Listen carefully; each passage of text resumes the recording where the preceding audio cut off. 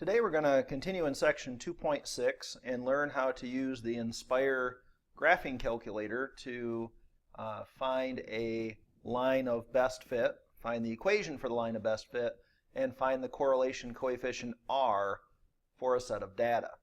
So we're going to start here with this example. It says the following data was collected from a frosty freeze store in a large city. The table shows us the average monthly high temperature for the city and the number of freezes sold in that month.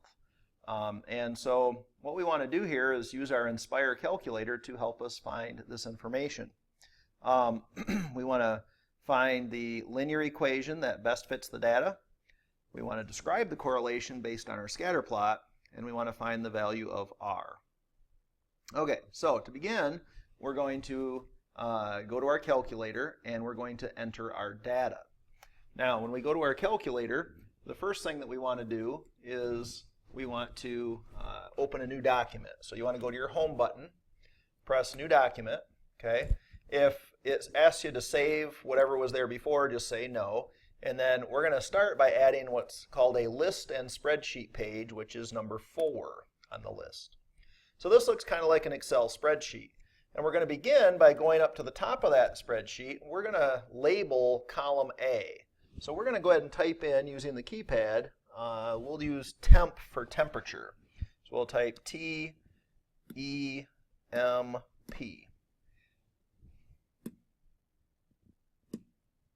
Or maybe just M. And then we're going to move over to column B, and we're going to type in the number of treats sold. So we'll just type in sold. So S-O, oops, that's not an O. S-O-L-D. Okay, so we have our temperature and we have our treats sold. Now, this second box next to the equal sign, this whole row, we're going to avoid using that. We're going to go down to row number 1. It's important that you don't type anything in next to the equal sign. So row number 1, we're going to go ahead and start entering our data. And so we're going to enter our temperatures. So we had 88, 71, 84, 68, 65, 78, 80, and 72. Okay. Now, then we're going to move over to column B. Again, go back up to box number 1, and we're going to put in the number of treats sold that corresponds. So 1050 and 599 and 991 and 408, 239, 886, and 922, and lastly 603. Okay, now when you enter that last number, make sure you hit the down arrow key on your calculator or the enter button so it plugs that number in. So we have our data entered, and the next thing we want to do now is we want to add a page to our calculator. So we're going to hit the control button and then the dock button. You can see that they're red here on my calculator. So you go control dock. And the page that we want to add is option number 5, okay? Add data and statistics. When I do that and hit enter, you can see that the points here are sort of scattered on my screen. They're not really organized in any way or fashion. What I want to do next is I want to go down to the bottom of my screen where it says click. So I'm going to click on that. And now that's my x-axis. So in my table, I have to say which variable was the x variable. And that was temperature. So I'm going to click on temperature. Notice that my points start arranging by order of temperatures. And then I'm going to do the same thing over here on the y-axis. I'm going to move my cursor over here and I'm going to click on that. And I'm going to say that that's the number that are sold. So I'm going to click on sold. And now my points are arranged by both the x and the y. These are the ordered pairs from my table. This is called the scatter plot. From this scatter plot, you can sort of see that it resembles a line that's going uphill from left to right. So we would say it has a positive correlation. In fact, if I was to draw a line through those points, that line might look something like this. And as I examine those points, it does appear those points are very close to that line all the way through. So not only is it a positive correlation, I would suspect it's a strong positive correlation. So when I go back to my worksheet, I think that's actually the answer to question number 2. Okay, so if we go back here to the worksheet again, question number 2, how would you describe the correlation based on the scatter plot? I would say that's a strong positive.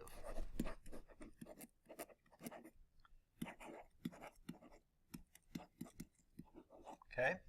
Now, let's go back to our calculator so we can find this equation that we're looking for. So, going back to my calculator, we have our scatter plot. Now, the next thing I'm going to do is I'm going to press the menu button.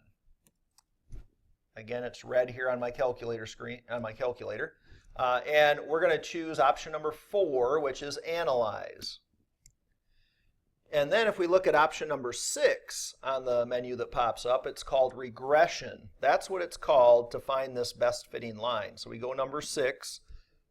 And so what type of regression do I want here? Well, I want a linear regression. So I'm going to choose option number 1. It says Show Linear mx plus b. So it'll show my equation in slope-intercept form.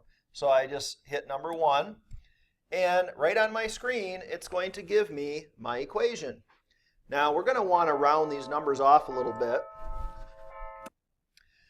When I round these numbers off, I'm going to look for a good place that kind of makes sense to round them off at. So to begin with, y equals 35.529 and so on and so on. I would say maybe 35.53 would be a good place. So y equals 35.53 and then times x.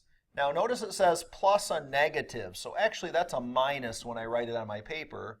And then I would probably say 1979 and then 0.088, well that's approximately 0.1 I would say. So we'll round that off to 0.1. So 35.53 times x minus 1979.1. So there's the equation, and I'm going to write that into my worksheet then for problem number 1. So 35.53x minus 1979.1.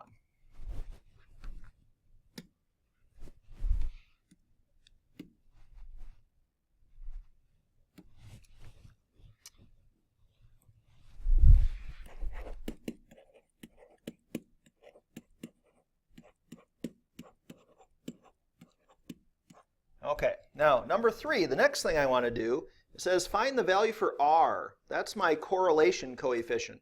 Remember that value for r goes on a scale from -1 to +1, and you got 0 in the middle. The closer to 1 you get, the closer to a perfect line it is. Same with the closer to -1 you get. That's a perfect line. Now in this case, remember my line sort of resembled going uphill. So we're going to look at the positive side of this scale. So the value of r we would expect to be between 0 and 1. And remember we said we think it's a strong positive correlation, so I'm going to expect it to be pretty close to 1. So let's go back to our calculator and see how to find that value. So I'm going to go back to my calculator here. And what I want to do now is I want to go back to my spreadsheet. So the way that I go back a page is I'm going to hit Control and then the left arrow key. And you can see here that takes me back to my spreadsheet. Then I'm going to go to my menu, and I'm going to choose Statistics, which is option number 4. And then option number 1 is Stat Calculations. So I'm going to pick that. And now what we're doing here is one variable statistics. No, I'm sorry, linear regression, number 3 right there, where it says linear regression, mx plus b. That's the option that I want. So I'm going to pick option number 3 right now. The screen that comes up next, it's kind of not real intuitive here, but what you have to do is where it says X list, I'm going to take my cursor over here and I'm going to click on this sideways arrow. And remember that the temperature was my X variable, so I'm going to click on temperature. And then for the Y list, again, I'm going to click on that sideways arrow. And remember our Y variable was the treats sold, so I'm going to click on sold. After I enter those two, the rest of it doesn't really matter. I just go to OK.